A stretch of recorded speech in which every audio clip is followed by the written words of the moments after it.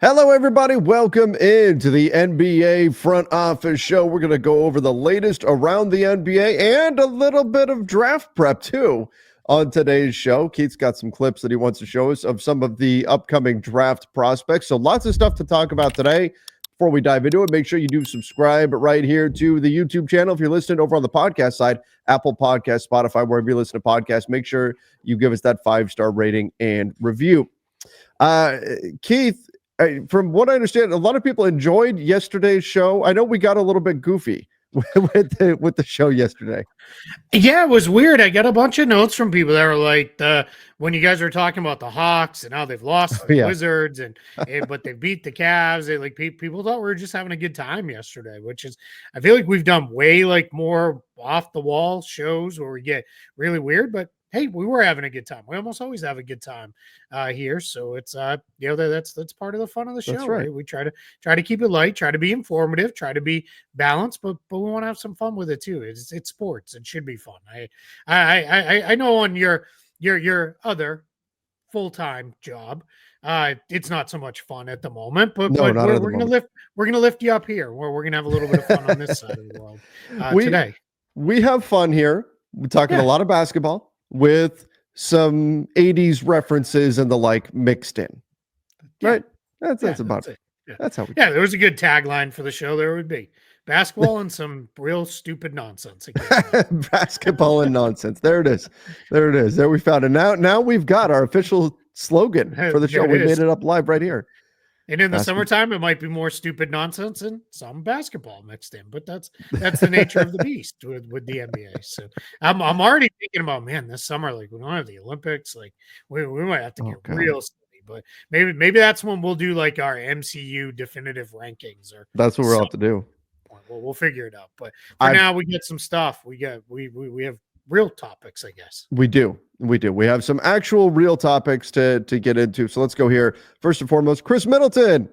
Welcome back. Yeah. He's going to play on Friday. So that is fantastic news. He'll make his season debut for the Bucks. The Bucks have been surging. As Keith, we talked about a few weeks ago, that if the Bucks were going to return to life, it was going to be right now. This stretch, they've got a super light schedule in December, and that this was their chance to get right. So far, they've done that. And now they're going to get Chris Middleton back as well. And hopefully what's happened now is this super light stretch they've got here will be the training wheels. And then once they get into the more difficult stretch of their schedule, the training wheels can come off and they've figured things out. They've righted the ship and then off they go. And Chris Middleton coming back will assist with that one as well. And furthering our forever agenda of every team in the league, fans feel like guys only return against their team. They're playing the Celtics on Friday. So, of course, and Chris Middleton is a long-time Celtics killer. There was a period where Chris Middleton shot approximately 197% against Boston from the field somehow. It was unbelievable. But, yeah, I mean, the Bucks they've lifted themselves out. They lost yesterday to the Hawks. Hawks played really well. Hawks are look at this guy, man. This guy's all over it. We don't even talk about this too. We're not even like that well prepared, but you're just there. We're in sync. Atlanta, 5 straight wins for them. Played well. Got a win in Milwaukee. The Bucks' biggest problem, in my opinion, is still the defense. Just isn't very good. On the plus side, and I called this out in the game notes on the basketball bulletin, they're starting to run more actions involving Dame and Giannis together, which is good. We have not seen enough of that over the year plus that those two guys have been together. So what we're going to see, what it looks like. But yeah, they got Boston Friday, and then, we'll see kind of where it goes from there. I know you're pulling up the schedule right now. So that's going to be an interesting game, but then Brooklyn, Orlando, Cleveland, that's tough. And then it really, gets favorable. Them. So flips back to being pretty easy. You got Washington, Chicago, Brooklyn, Chicago. I mean, you got Indiana's their game, but then Brooklyn, Portland, Toronto. My God, I thought okay, it's got to get more difficult. I mean, it does. They're going to play some tougher teams later on, and they started here. The stretch that we first identified, I think it was right here, where it's Detroit, Charlotte. All right, you have a tough game against Houston, but then you get Chicago, Indiana, Charlotte. Miami, Washington, Detroit. You've got some very winnable games in there, but they've taken care of business. They're 8-2 in their last 10. And so things are looking up. And so now the Bucks are coming out and saying stuff like, oh, no, we never panicked. We were fine all along. We knew it. We knew it. BS. You guys were worried. Giannis's one thing though, where he's like, I didn't panic, but I think some didn't people panic. that was pretty funny. But yeah, it was it is interesting, how that kind of ends up coming together. But yeah, I mean, we're in a spot where it's been for Milwaukee, considering what a nightmare start it was to be 11-10 at the quarter pole. Not bad, right? Not the end of the world. It's got to feel pretty good for them right now. That's in the East is starting to come around a little bit. We said it would. Yep. Where it's the last spot's probably going to be pretty rough because the Pacers just cannot get any traction. It looked like, all right, they're finally on the verge of being 500. Maybe they're going to tip over that. We're going to have our 6, 7, 8 teams that feel pretty good, and they've lost 4 in a row, and they stink. And just are just not they're just not good. I wrote about it them today too because I covered their game with the Nets. It's just everything feels off. Like it's not any one thing, it's all of it with the Pacers. Yeah. So I don't know where we're gonna go with that. So yeah, messy. But hey, for Milwaukee, like Chris Middleton, that's really gonna help the offense quite a bit. My guess is I wonder if they'll play him off the bench, at least initially, because they found a pretty good rhythm with that starting group.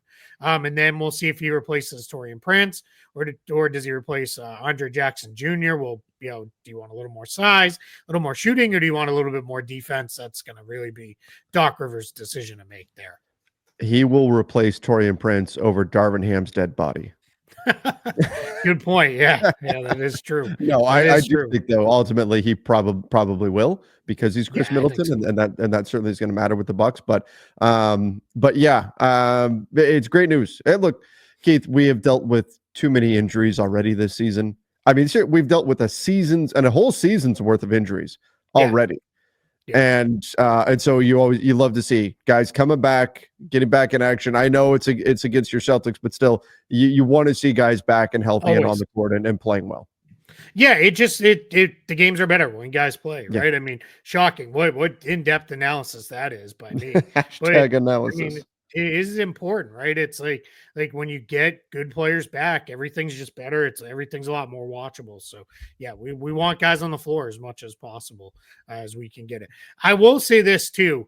It's just a sliver cut off there on the side, but look at the East, the top. We'll even go to the Heat, the top 7 teams, all plus in their last 10 games. So that's good. We're starting to see those teams all start to step up a little bit, here, which is that's what we wanted to see. We didn't want to see it be Cleveland, Boston, and then a whole bunch of teams, kind of down around, 500 teams are starting to separate a little bit. And there's even a 500 team in the play-in the East right now. So they're starting to get things sorted out here, which is what you want to see. And if you're Philly, you're only 2.5 out, despite the ridiculously bad 5-15 start, because nobody runs away in the East at the bottom, I guess. Well, the pillow fight for the 10 seed. Look at the Wizards though. 0-10 in their last 10. They've lost 15 straight. Yeah. Oh my gosh. Stink. Yeah, just awful. I mean, we talked about it yesterday. We don't need to do any more Wizards talk, and people are going to be like, I'm out on this show. That's it. I can't stand I'll deal with the Celtics and Lakers stuff from YouTube, but you keep going deep on the Wizards. Like that's like 12 bridges too far. Like, well, Keith, we were just talking about how great it is to see a player coming back. Well, unfortunately, we've got some players going out. Terrence Mann out 3 weeks, the broken finger. Look, the injuries that we've seen so far, like the Paolo Banchero one, I think they've been worse. So I guess you kind of take 3 weeks is not the end of the world here, but still, just you never want to see this kind of stuff, especially given how well that defense has been playing.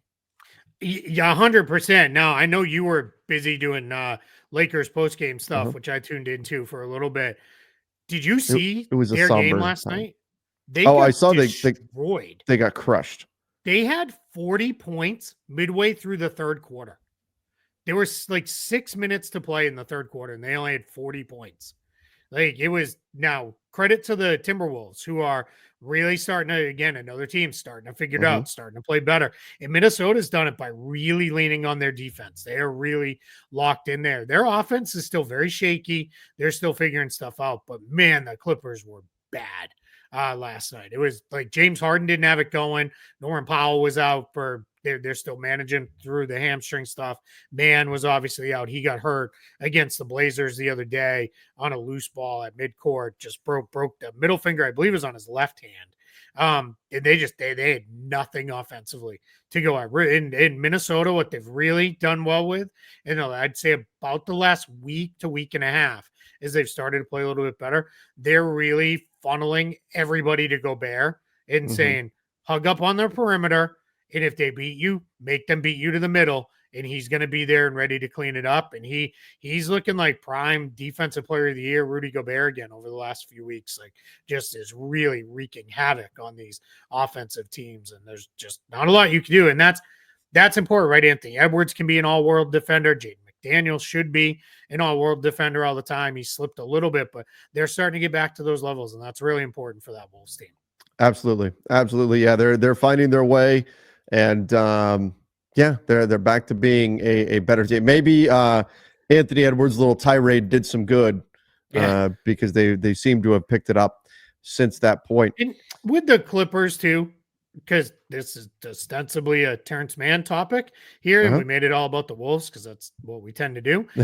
But it was, if you have to lose a guy to spot on the wings, not the worst place. They've got a whole bunch of guys who can play on the wing. Like it'd be way worse if it was in the front court or the ball handler position. So hopefully Norman Powell, like we're in the latter stages of having to manage this injury, and he'll be back. He's having maybe the best year of his career. He's been unbelievable. He's been so far this season. Yeah, and then you've got Amir Coffey started. Kevin Porter Jr. is out right now, but Jordan Miller, second round pick, really balled out at Summer League this past year. He's starting to get some minutes and has played better. You just go skip over the Wolves box score and go back a few beyond that and look, and you'll see some pretty good stuff in there for the Clippers, who one of the real surprises positively of the season so far. They've played really, really well. I was about to ask you, look, this guy, this is why you're a pro, man. He's all over it. It is. So they're sitting in the 7th seed right now. Yeah. 7-3. Yeah. Hanging right in there, right on that line of, being a potential top 6 team. I don't think they'll get there. I think they're probably, if the Kings can ever put it together for more than like a game in a row, I would say Minnesota and Sacramento probably slide up, and the Spurs and the Clippers are the teams I would pick to drop down. But they're in the mix. That's where you want to be. Also, 24 games played already for them. Like that's a lot of games played compared to some of the other teams. It's felt like there's been a lot of games kind of cramped. I know some of it is the tournament, and so that we're going to hit a stretch here where games lighten up because of the focus is going to be on the tournament. But it feels like we've got a lot of games in the books here for this point of the season. I don't know if that's incorrect, how that compares to other seasons, but it feels like we've had a lot of games in this kind of window here from, October, 21st, the season started to now. Sure. Yeah, I do wonder that. That's a really good question, because I agree with you. Anecdotally, that is how it feels. It does feel different. I mean, we're a quarter of the way through the season already, and like that seems weird to say at the beginning of December. And I think you're right. I think because we have this stretch coming up where everybody who's not in the tournament, well, everybody, because even the tournament teams, everybody's only going to play 2 games in a week period. That's weird, right? NBA schedules are generally 3 or 4 games over the course of a week, and this is only going to be 2 for everybody over the next week or so. So that is a little different. It's also caused some weird scheduling stuff. Like we have coming up after the weekend, Monday, there's only 1 game, and it's Raptors Knicks, which is like kind of gross. Right. But, and then it's like after that, then you're into the night where there's the 2 tournament games.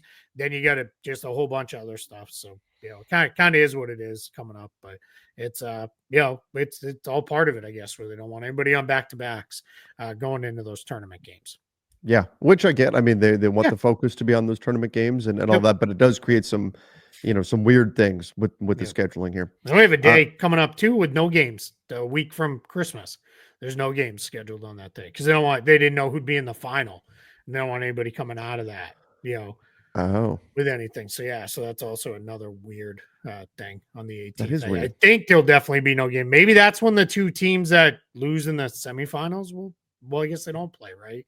Do they play for third place? No, they don't. So I don't know what that'll look like, but it's just a weird schedule over the next week, and then we're in the Christmas week, day off, Christmas Eve, the 5 Christmas games. So it's gonna be a little weird taking us into the new year. All right. Well, let's another injury, unfortunately. Yeah, the only reason I even put this one on the sheet here for us to cover is Vlatko Čančar looked like if we go back a year plus ago, call it a year and a half ago, looked like he was going to be a rotation guy for the Nuggets, and then he got hurt in the was it Olympic qualifiers or World Cup qualifiers? I can't remember. I think World Cup qualifiers it was for Slovenia. Remember, he tore his ACL, missed all of last year. Now he's had another procedure on that same knee. And you start to wonder, like, all right, is this probably never going to happen now for Čančar? Because he's not 20 anymore. Like, this is a guy who's, been around for a little bit. So it's going to be a little tough, for him to, really ultimately break in and figure out that rotation. But and the Nuggets team that's been, quite frankly, they're up and down. Like they've definitely not found their rhythm yet in this season. Yeah. They're in a weird spot. I'll be honest. They've been a bit better than I expected them to be, frankly, given the injury. I thought the injury to Aaron Gordon was going to really set them back quite a bit, and they managed to weather that okay. But you can still see where they're just kind of missing some pieces to get in the upper echelon. Now, we also know that, I mean, what was it? A couple weeks ago, Dallas was not even in the play-in in the West, and now they're the 3 seed. Like, what happens today, everything can look drastically different a week from now. And, so that they can still find their way, but it feels like they're very dependent on Nikola Jokic being God tier, and the other guys aren't quite pulling their weight the way that they used to when Denver was that, that incredible juggernaut that they were. So I still think this is a good team, but we just haven't quite seen them at the level that we're accustomed to seeing them at this season. Yeah, and it's been floating around all over the place, so I don't want to try to quote the exact numbers and get them wrong, but their on-off numbers for Jokic are absurd. Yeah, like they are playing at the best offense we've ever seen in NBA history level by like 2 points per 100 possession margin, which is kind of silly. To even think about it when Jokic is on, and then when they're off, they're like a very decidedly average offensive team, even a little below. And then defensively, they're not what he's known for, but really good when he's on the court, and when he's off, not so good defensively too. So when he plays, they're great. But that's kind of the thing is like, all right, well, we can't play him 40 plus minutes. It was like Michael Malone said the other day, like, when is the right time to rest Jokic? And he's like, never take him out. It's never the right time. I think it was, what's the right amount of minutes? And he's like 48. 48. Yeah, there you go. I mean, look at this. So this is insane, right? You look at the Nuggets. Now, I wonder how much their starting unit plus 25, like even Aaron Gordon is plus 25, but how much of that is just he's playing with Jokic? Like Christian Brown is expected wins plus 57 when he's on the court because they're on the court with Jokic. Jokic is plus 61. Unreal. Unbelievable. Yeah, I mean, look at Jokic. Look at those lines. 100, 99, 98, 97, 99 for the percentile he's in. In everything. Like he's just unreal. This is, I hope people appreciate, we are watching one of the all-time best stretches a player's ever had. Like, that's how good he's been for about a 4 to 5 year run right now. Like, he has really been unbelievable. And I mean, and all the rest of those, I'll call it what it is. Not Christian Brown's a good player. Jamal Murray, obviously very good. Michael Porter Jr. is a good player. Aaron Gordon, good. They're all being propped up by Jokic, by a major way. So the Nuggets as a team, they're plus 2.9 points per 100 possessions. This is according to Cleaning the Glass. Sometimes the numbers are a little bit different depending on where you're looking. But I'm almost afraid to do this, Keith. I'm running Jokic off the court. What happens? Minus 17.8 per 100 possessions. It doesn't They're even getting make sense. Destroyed. Yeah. I mean, it does make sense because he's that good, but like, you shouldn't be that bad without him on the court. Like, what are we doing here? Like, and on the court plus 14. Yeah. Per 100. Yeah. Wow. It's a 31-point swing. Good Lord. Yeah. It's unbelievable. Yep. So all right. Let's get to you've got some clips you want to show us on some NBA draft prospects here we want to get into. So podcast listeners, we will of course narrate, but YouTube viewers, you'll be able to actually see the clips here. Yeah, and in each one of these, there's 3 players we're going to cover. 3 guys. They all played last night in pretty big games. Duke and Auburn was a really big game. And then Baylor and UConn played in another big game. All these teams have high-level draft prospects. So I'm going to show you Cooper Flagg because everybody knows Cooper Flagg. But maybe some of our listeners haven't watched as much and don't have a really great understanding of the kind of things he does.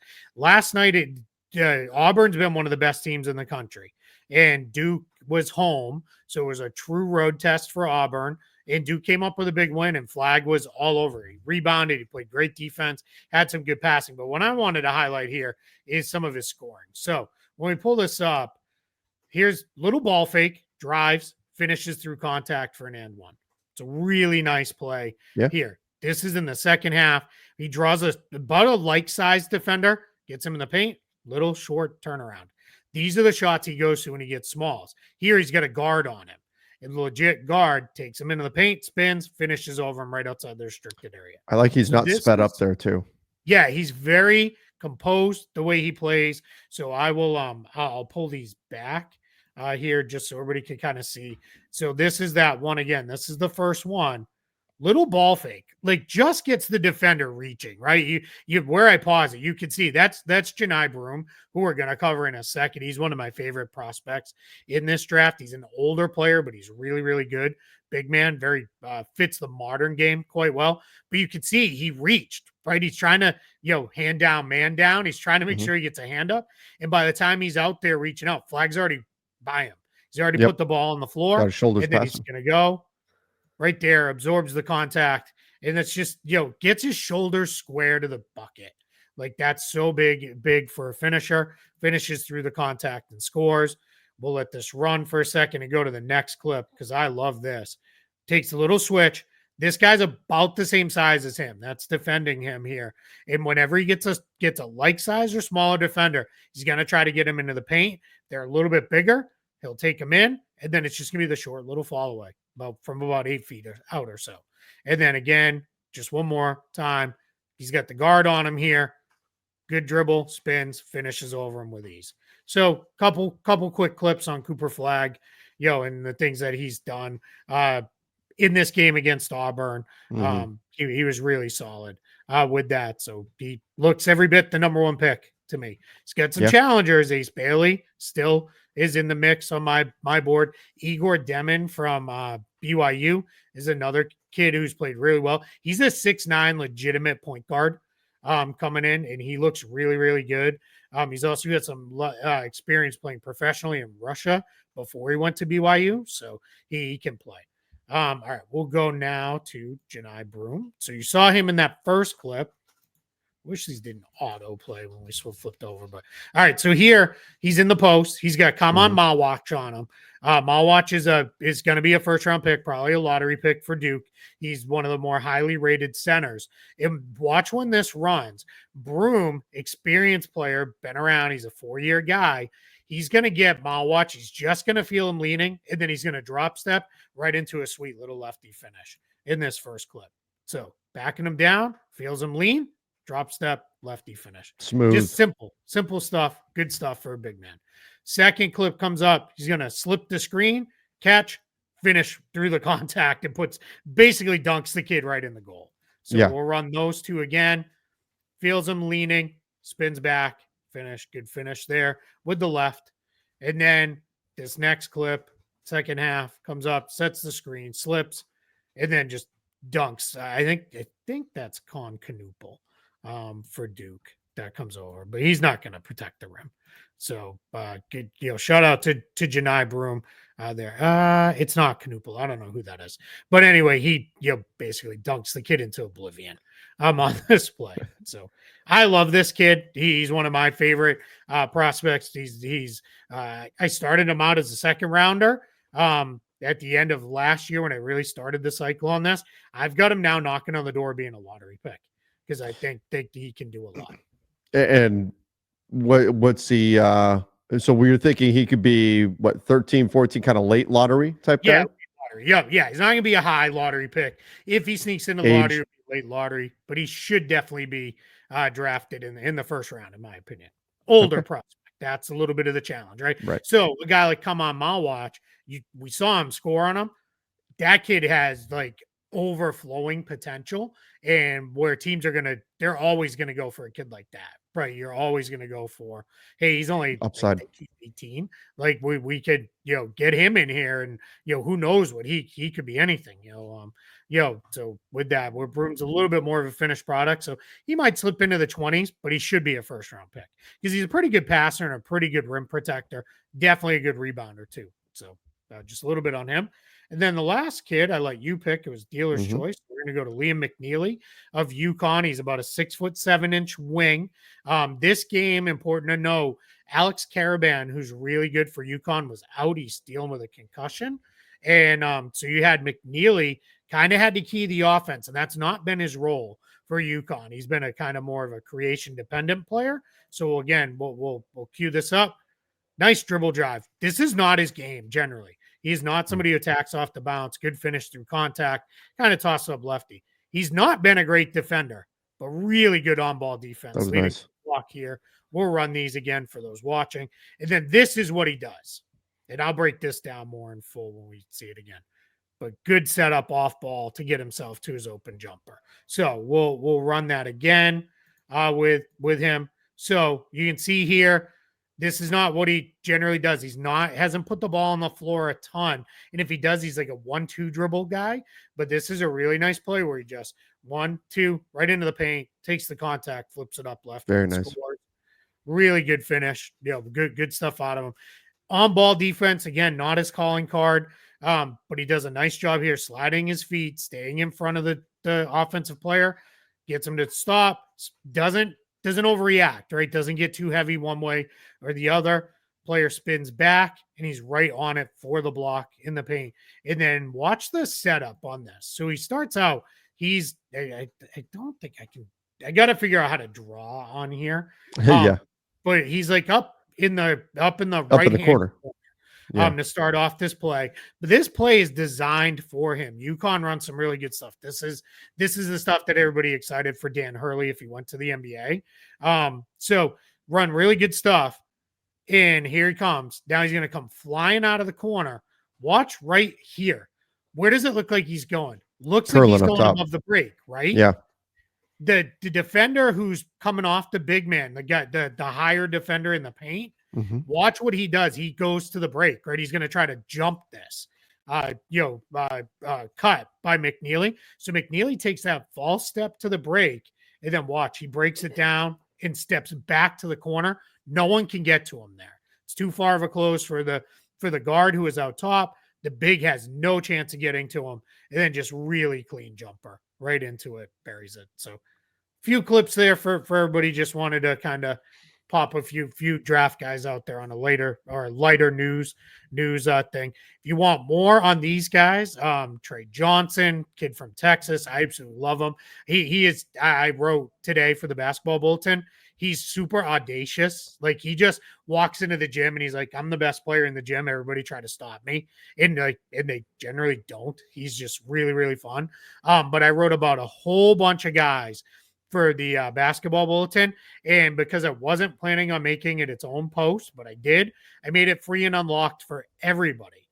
You need a subscription to read it because you got to sign up just for a free subscription, but you can read the whole thing for free.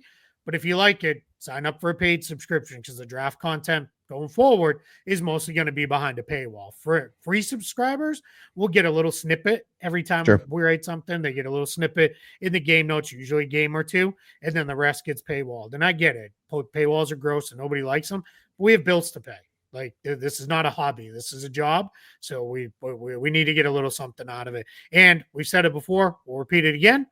We've kept it as cheap as allowable for as the platform will allow. Yeah. We can't make it any less than that. And Substack has been a wonderful platform, extremely easy to use, very easy to write on, very easy to drop these clips in there. And I've been doing that. If you like the NBA game notes in there, I drop generally anywhere between 4 and like 7 or 8 clips from the games that I watch. I had a bunch in there from last night's game from the NBA side. And if you sign up for that, you'll get those as well. You get everything we're doing over on the Basketball Bulletin.